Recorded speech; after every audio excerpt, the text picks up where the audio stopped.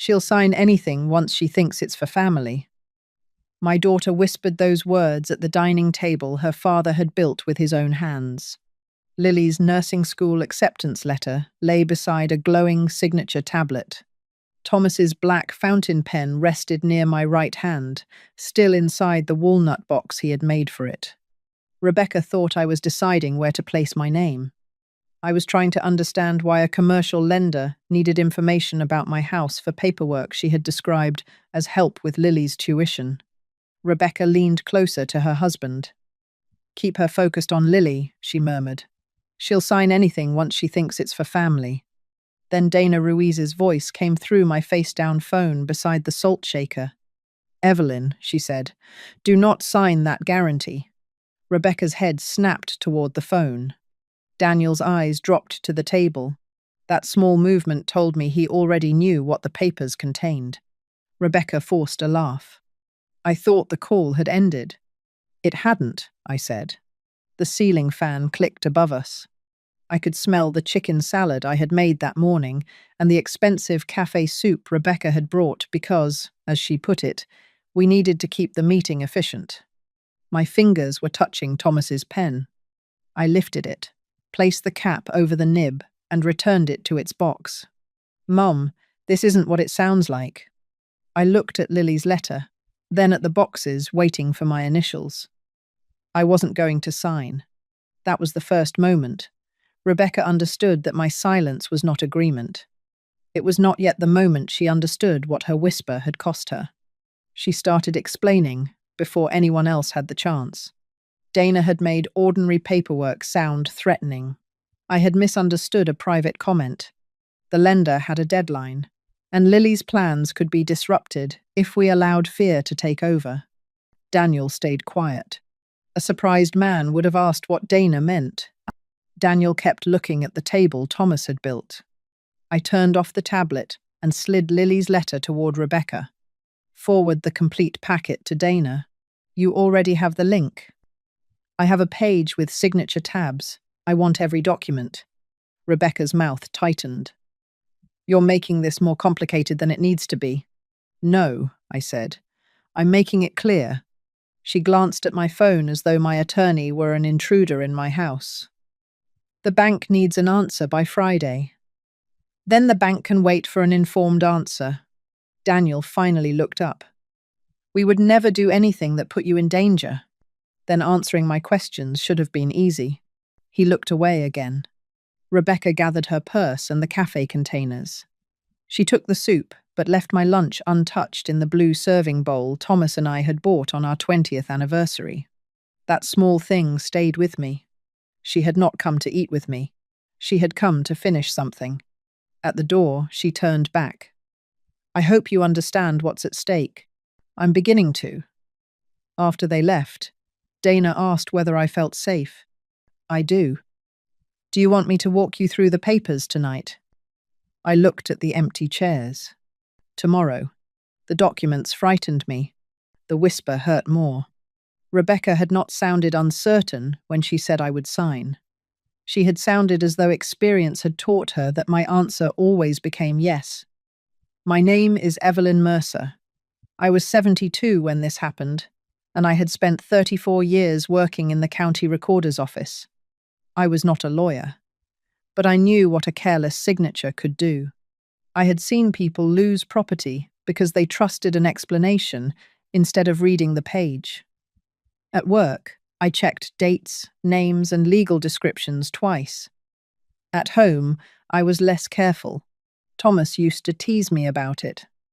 "You'll question a comma at the courthouse," he once said, "then lend Rebecca money because she looks tired." He was not criticizing our daughter. He was reminding me that I lowered my guard around people I loved. Thomas taught woodworking at the high school. He came home smelling of cedar, with pencil marks across his shirt pocket. We bought our craftsman house when Rebecca was 4. It needed almost everything. Thomas rebuilt the porch, repaired the windows, refinished the floors, and made our dining table from maple salvaged from the old school auditorium. There was still a shallow groove near one corner where Rebecca had pressed too hard with a pencil while doing multiplication homework. We paid off the mortgage 3 years before Thomas died. After he was gone, I stayed because the house still held our ordinary life. His coffee mug remained in the cabinet. His workbench stayed in the garage. The third porch step still creaked because he had always promised to fix it when it became serious. Rebecca worried about my loneliness in a distant way. She cancelled lunches. She forgot to return calls. But when she needed a document, a check, or a signature, her voice became warm again. I noticed the pattern. I simply did not want to name it. Her emergencies had arrived one at a time, each with a reasonable explanation. I guaranteed her first apartment. Thomas and I helped with her wedding. I kept Lily 3 days a week until she started preschool. We contributed to Rebecca and Daniel's down payment. After Thomas died, I invested $55,000 in Sloan House and Design because Rebecca said the business would finally give her family stability. At first, she asked. Later, she informed me. I told them you'd cover the deposit. I knew you wouldn't want Lily to miss out. We only need it until the client pays. Help stopped sounding like a request. One Tuesday, Rebecca cancelled lunch because she was buried in showroom work. That evening, she called and asked me to email my property tax statement. What do you need it for? It's something the financial people require. What financial people? She sighed. You don't need to worry about every little detail, Mum. The tone bothered me more than the words.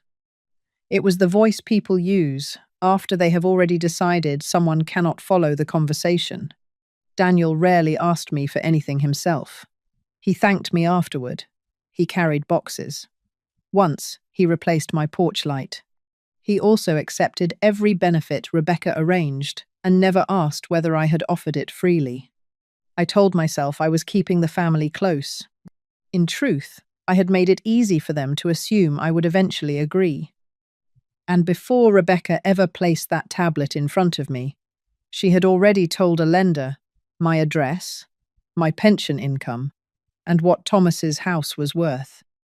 The pen beside my hand that Sunday had its own history.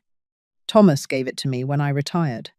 It was black, with a narrow gold band, heavier than the pens I used at work. He placed it inside a walnut box lined with green felt. 4 words were engraved along the side. Read twice, sign once. I laughed when I saw them. You make me sound suspicious.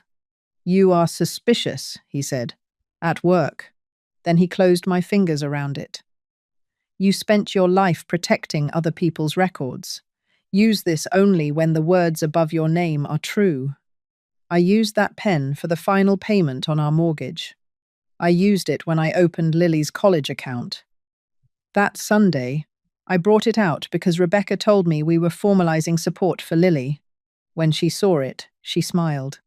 Dad's old pen, that's perfect. I thought she meant it was fitting for Lily's future. What she really saw was another sign that I had already decided. Capping that pen made almost no sound.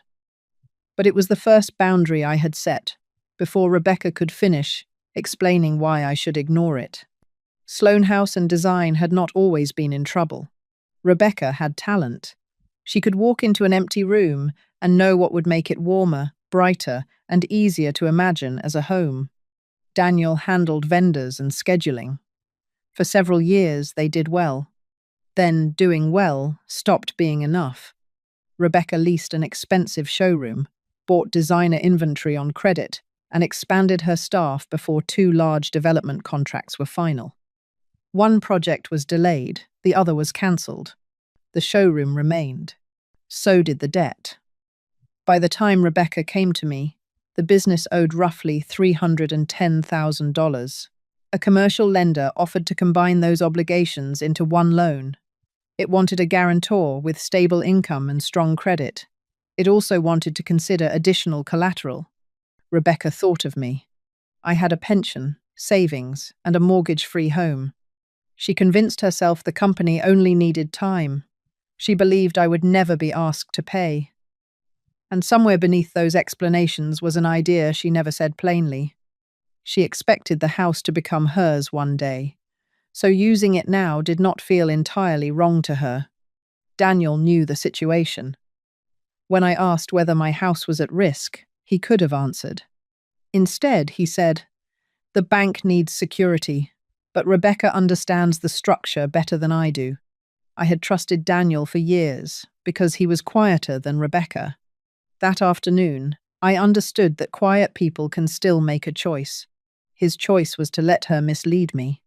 That night, I returned to the dining table with Thomas's pen box and an old folder from his workshop. Inside were years of my handwriting.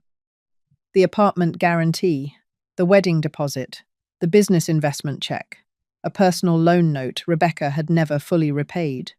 I spread them across the maple table. They did not look like mistakes. Some of those signatures had helped my daughter build a life. Some had given Lily opportunities. I was still grateful she received. I had chosen each one. That was the difference Rebecca had forgotten. I found the check stub from the $55,000 I invested after Thomas died. On the memo line, I had written, "For Rebecca's new beginning." I remembered something Thomas had said after another family emergency. "If we carry every consequence for her, she may never learn what one weighs." I had been angry. "She's our daughter." "I know," he said. "That's why I'm worried." Sitting at the table he built, I ran one finger over the pencil groove Rebecca had made as a child. I still loved the girl who had sat there struggling with multiplication. But the woman she became had included my home in a financial plan before telling me the truth. I cried for a few minutes. Then I put the papers back in order. I was not planning revenge. I was finished pretending that avoiding an argument was the same as keeping peace. The next morning, I met Dana in her office.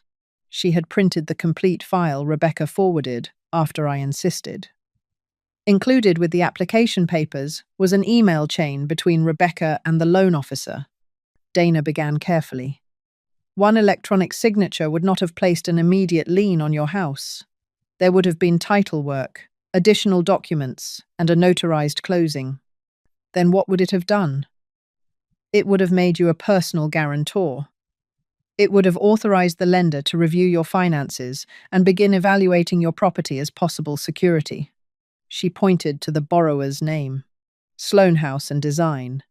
Then she showed me the intake form, my address, my estimated pension income, the approximate value of my house, the fact that the mortgage was paid off. Rebecca had obtained the value from the property tax statement she asked me to send. I recognized the exact figure. She had been collecting pieces of my life before she ever admitted what she wanted. In the email chain, Rebecca told the loan officer she expected my cooperation once the family explained how Lily would benefit. I read that sentence twice. Dana told me what could be changed immediately and what required formal notice. Years earlier, when Thomas became ill, I had given Rebecca a limited financial power of attorney so she could help if I was unavailable. It had never been intended to give her everyday control, but I no longer trusted her to hold it. I signed a written refusal to guarantee the loan. I revoked the limited power of attorney. I removed Rebecca's access to view one household account. I instructed the lender not to rely on my income, savings, or property. A title company confirmed that no lien had been recorded.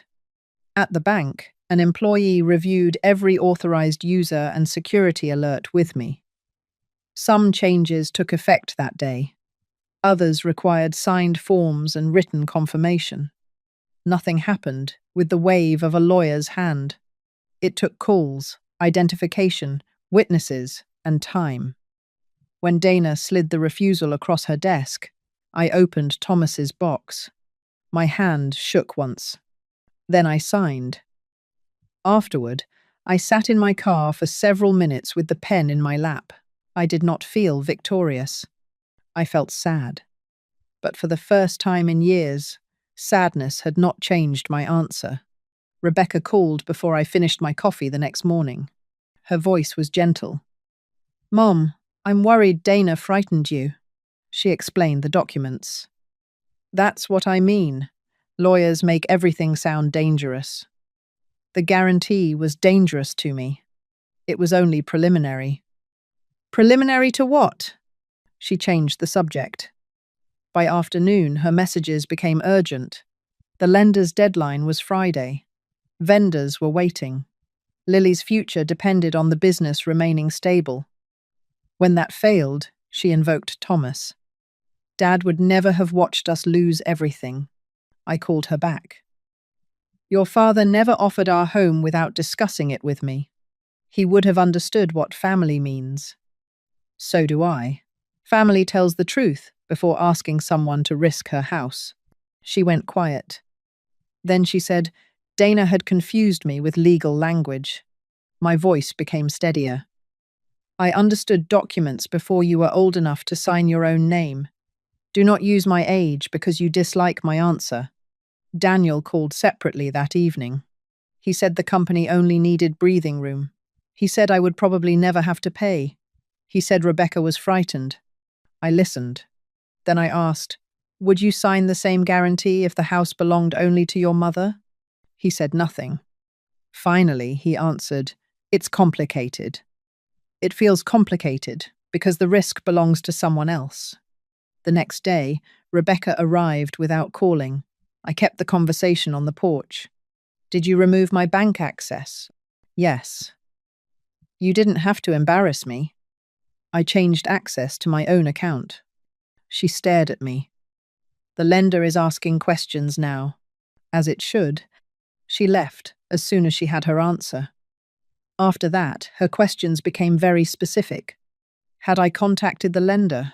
Was Dana reviewing my will? Had I spoken to Lily?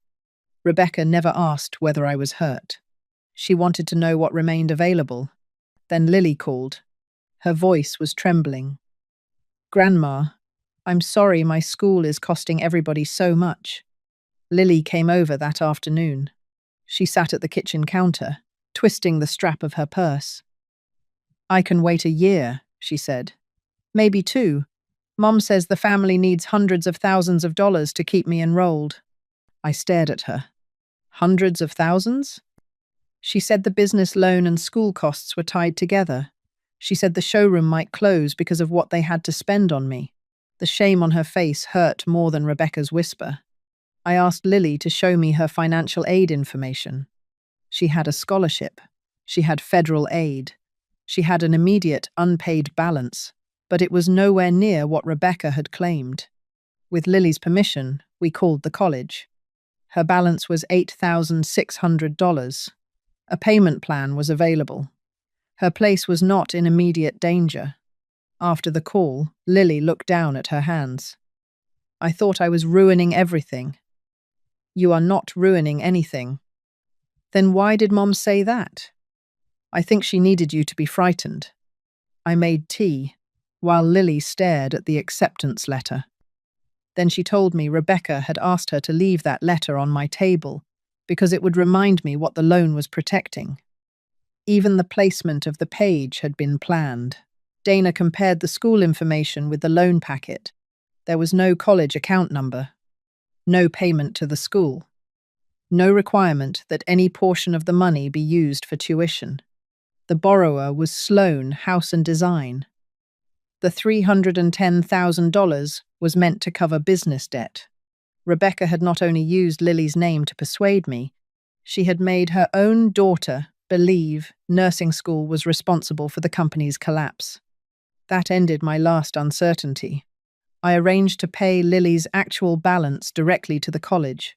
We made a plan for later semesters using her scholarship, federal aid, part-time work, and my help where it was needed. No education money would pass through Rebecca. Lily cried. Grandma, I don't want you to hate Mom. I don't hate her. What happens now? Now she has to explain the truth. Dana arranged a meeting. Rebecca arrived wearing the cream suit she used with clients. Daniel sat beside her. Lily sat near me. Thomas's pen remained in its box at my elbow. Rebecca began by saying she was relieved we could finally clear up the misunderstanding. Dana opened the loan file on the conference room screen. Rebecca, you told Evelyn this transaction was necessary to pay Lily's college expenses. It was necessary to protect our ability to pay them. That is not the same thing. Rebecca folded her hands. Dana continued. Please show us the page directing funds to Lily's school. Rebecca scrolled through the packet. She pointed to a paragraph mentioning family stability and educational commitments. Dana read it. This describes a general benefit. It does not direct money to a college. Which page names the school? Rebecca kept scrolling. There was no page. Which page contains Lily's student account? None. Which page restricts any portion of the loan to tuition? Rebecca stopped touching the screen. Dana returned to the first page and highlighted the borrower. Sloan House and Design. She explained the guarantee in plain language. If the company did not pay, the lender could pursue me. The packet also authorized financial review and began the process of considering my home as security. Rebecca shifted in her chair. Saving the company protects Lily indirectly. Then why did you tell her she might lose her place at school? I asked. Rebecca looked at Lily. I needed you to understand how serious this was. You made me think it was my fault, Lily said. Rebecca opened her mouth, but no answer came. For the first time that afternoon, she looked ashamed. It lasted only a moment. Then she said, If the business fails, it affects all of us. Then you should have asked me whether I was willing to save the business, I said. You had no right to call it Lily's tuition. She would have suffered if we lost everything. So would I. Daniel finally spoke. We believed the company would recover before you were ever exposed. I looked at him. You knew I had not been told the full risk. He rubbed his hands together. Yes. That one word hurt differently from all his earlier silence. You both made peace with the danger, because you thought I would be the one carrying it. Rebecca turned toward Dana. You've turned my mother against me. No, I said. Dana explained the papers. You explained yourself. You heard one frustrated sentence. I also read the email telling the lender you expected my cooperation before you asked me. Dana displayed the message. Rebecca stared at her own words. They believed the meeting was about one refused loan. It was not. I opened Thomas's box and placed the pen beside me. I refused the guarantee in writing. I said, The lender has been told not to rely on my income, savings, or property. Rebecca started to interrupt. I raised one hand. My title has been checked. No lien was recorded. Your financial authority has been revoked, and you no longer have access to my account. Her face changed. You did all of that without talking to me? I did it because you acted without talking honestly to me. I continued. Lily's current tuition balance has been paid directly to the college. Any future help will go to the school, not through you. Lily looked at her mother. Rebecca looked away. Dana had also revised my estate plan. I did not remove Rebecca completely. Instead, anything she might someday receive would be held through a properly drafted discretionary trust, intended to keep it separate from business decisions, and, where the law allowed, from business creditors. Rebecca's voice cracked. I never meant for you to lose the house. That is not the same as saying you had no right to risk it. The lender will reject the restructuring. I understand. The showroom may close. I understand. We may lose employees. I understand. I did not enjoy her fear. I simply stopped accepting responsibility for solving it. Daniel asked whether I might guarantee a smaller amount. That question told me he still thought we were negotiating. No, the amount is not the problem, the deception is. Rebecca began naming everything they stood to lose the showroom, their reputation, the employees who counted on them. Some of those consequences were serious. Those people deserved honest decisions too, I said. You expanded before the contracts were secure. My home cannot be used to make that disappear. Rebecca sat very still. What are we supposed to do? The same thing other people do when a plan fails, I said. Face what is true and decide what you can actually afford. Then I gave her the boundary I should have given years earlier. You may ask me for help. You may not decide that I have already said yes. Without my guarantee, the proposed loan did not proceed. A few weeks later, I drove past the showroom. The gold lettering had been removed from the window. Inside, workers were placing price tags on the furniture Rebecca once used to impress clients. Their luxury SUV disappeared soon after. The company moved into a smaller warehouse and a home office.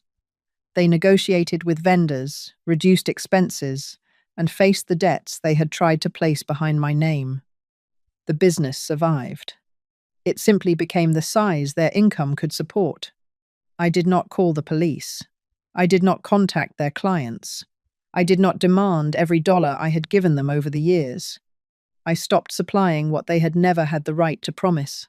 For several weeks, Rebecca blamed everyone else. The lender was unreasonable. Dana had made matters worse. Daniel had not explained things properly. The developers had broken their promises. Daniel came to my house one afternoon carrying copies of the business records he had once left with Rebecca. He stood on the porch and said, "You asked me a direct question that Sunday. I knew the answer, and I avoided it. It was the first complete truth he had offered me. I'm sorry," he said. I accepted the apology. I did not give him access to anything. Lily struggled more than either of them. She was angry with her parents, then guilty for being angry. She asked whether she should stop speaking to them. No, I told her. You don't have to stop loving your mother to understand that she was wrong. I would not let Rebecca use Lily as leverage. I would not use her as punishment either. About a month after the meeting, Rebecca sent me a message. I truly believed the business would recover before any of it affected you. I am sorry I handled it the way I did. I read it twice. There was regret in those words. There was still an excuse. She was sorry about the way she had done it. She was not yet ready to say she had no right to do it at all. I replied, I love you.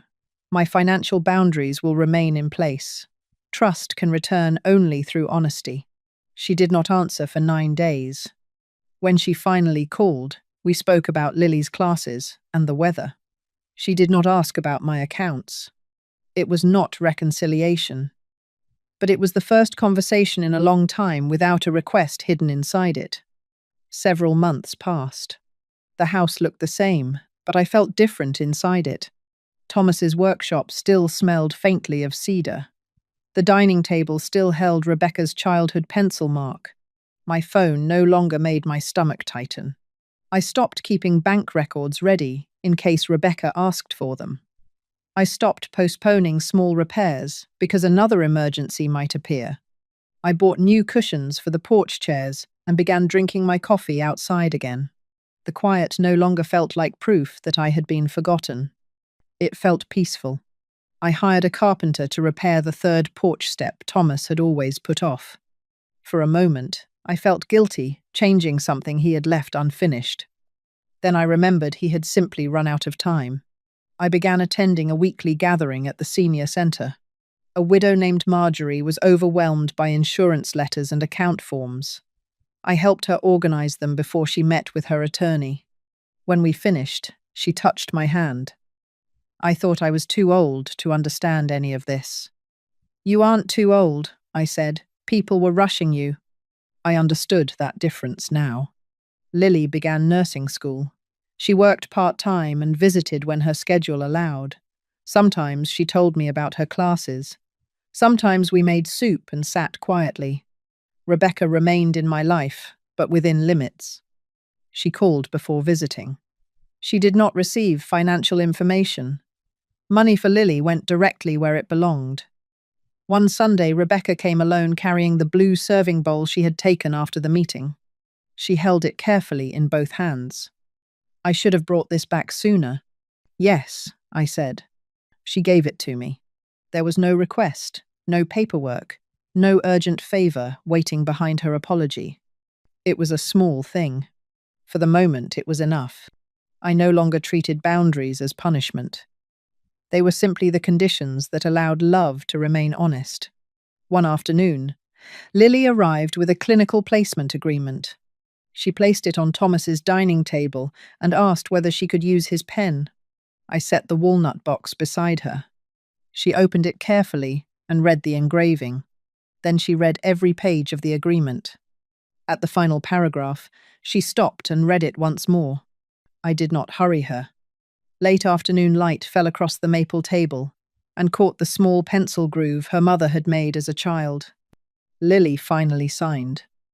"I know where my name is going," she said. I smiled. "That's what your grandfather wanted, that pen to remind us." After she left, I returned it to its box and looked through the window at the porch Thomas had restored.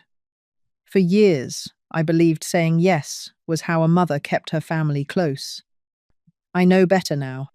Rebecca had mistaken my kindness for permanent access. Closing that access was not revenge. It was how I returned my name and my life to myself. A mother's love is not a blank signature. Have you ever had to remind someone that your kindness still required your consent?